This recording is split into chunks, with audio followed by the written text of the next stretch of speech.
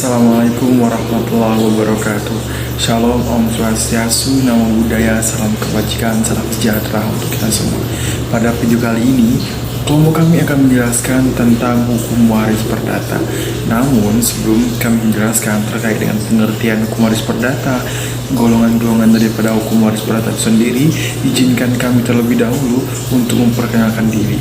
Saya Riki Sohibudi, bersama dengan rekan-rekan saya ada Angga Putra Handito, ada Aldora Anak Putra, ada Bima Tri Pamungkas, Zulfian Syah, Dimas Aditya, Saskia Felika Kaula, dan terakhir ada Devina Oktaviani.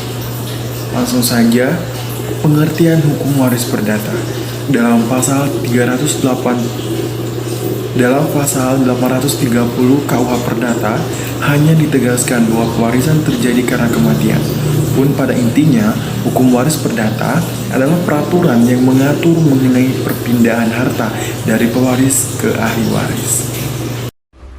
Hukum waris diatur di dalam buku 2 KUH Perdata. Pasal yang mengatur tentang waris sebanyak 300 pasal yang dimulai dari pasal 830 KUH Perdata sampai dengan pasal 1130 KUH Perdata. Hukum waris adalah hukum yang mengatur mengenai kekayaan karena wafatnya seseorang, mengenai pemindahan kekayaan yang ditinggalkan oleh si pewaris. Pengertian secara umum tentang hukum waris adalah hukum yang mengatur mengenai apa yang harus terjadi dengan harta kekayaan seseorang yang telah meninggal dunia. Dengan perkataan lain, mengatur peralihan harta kekayaan yang ditinggalkan oleh seseorang yang telah meninggal dunia beserta akibat-akibatnya bagi ahli waris. Sedangkan berdasarkan Instruksi Presiden Nomor 1 Tahun 1991, pengertian hukum waris adalah hukum yang mengatur pemindahan hak pemilikan atas harta peninggalan pewaris, lalu menentukan siapa saja yang berhak menjadi ahli waris dan berapa besar bagian masing-masing. Pembagian harta waris menurut hukum perdata atau KUH Perdata merupakan cara pembagian waris yang umumnya dilakukan oleh mereka yang bukan beragama Islam. Unsur-unsur hukum waris. Terdapat 3 unsur pada warisan.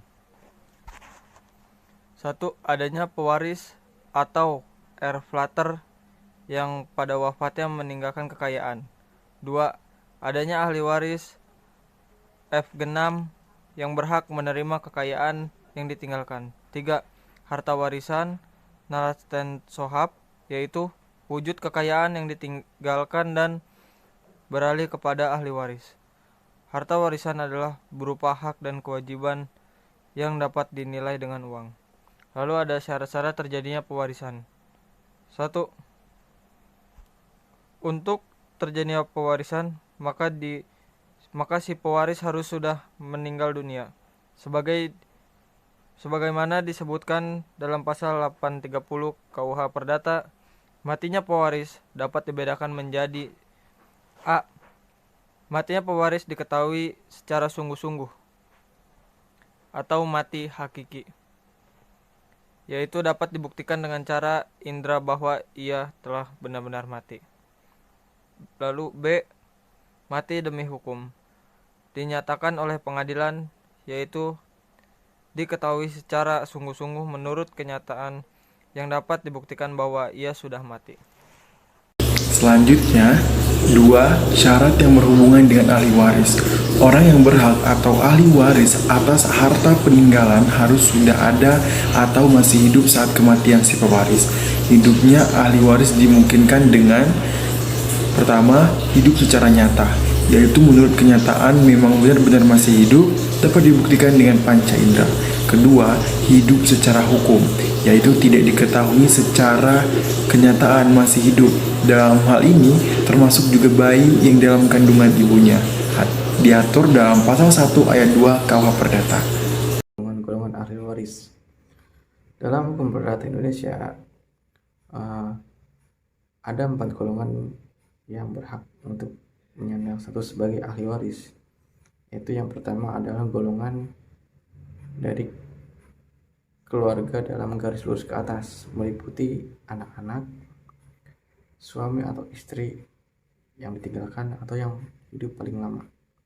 Dan kemudian ada golongan yang kedua. Golongan yang kedua ini terdiri dari keluarga dalam garis lurus ke atas yang meliputi orang tua, kemudian saudara laki-laki atau perempuan beserta keturunan mereka. Dan kemudian ada golongan yang ketiga. Golongan yang ketiga ini terdiri dari kakek atau nenek atau uyut. Dan kemudian yang terakhir adalah golongan yang keempat. Golongan yang keempat ini terdiri dari keluarga dalam garis lurus ke samping, yaitu seperti sanak saudara. Nah, dalam hukum perdata Indonesia, dari golongan-golongan yang sudah dijelaskan yang tadi, golongan yang pertama adalah golongan yang diutamakan dan diprioritaskan untuk menjadi ahli waris.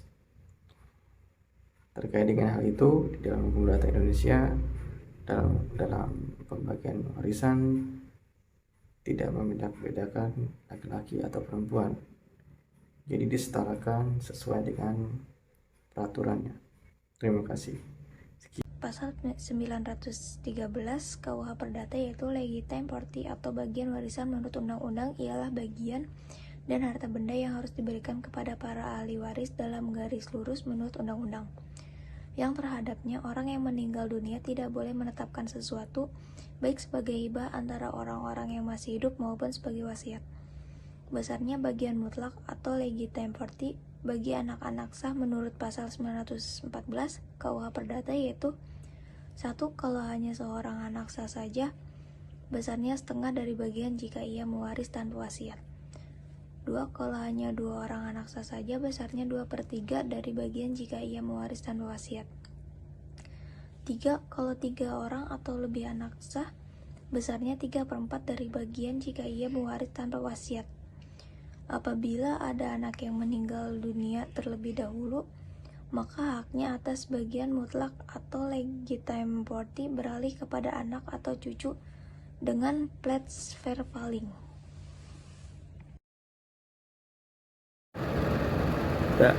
Hak mutlak atau legitim party para ahli waris dalam garis lurus ke atas adalah 1/2 dari bagiannya apabila mewariskan tanpa wasiat.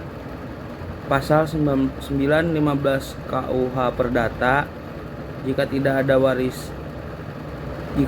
waris yang berhak atas legitim party, maka pewaris dapat memberikan seluruh harta peninggalannya kepada orang lain dengan hibah semasa hidupnya atau dengan wasiat. Pasal 917 KUH Perdata. Tujuan diadakan legitim party untuk mengembalikan harta yang telah dihibahkan kepadanya ke dalam harta waris guna memenuhi bagian mutlak legitim party ahli waris tersebut.